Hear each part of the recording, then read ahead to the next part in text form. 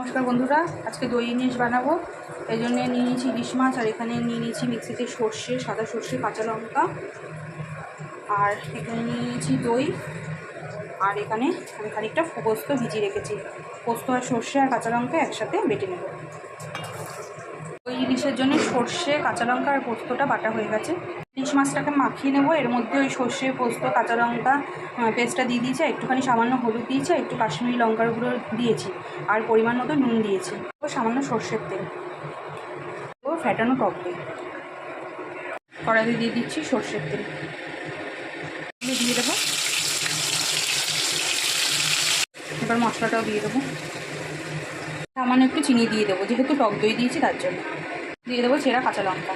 এবার ঢাকা দিয়ে একদম কম আঁচে রান্না করবো 10 মিনিটের জন্য।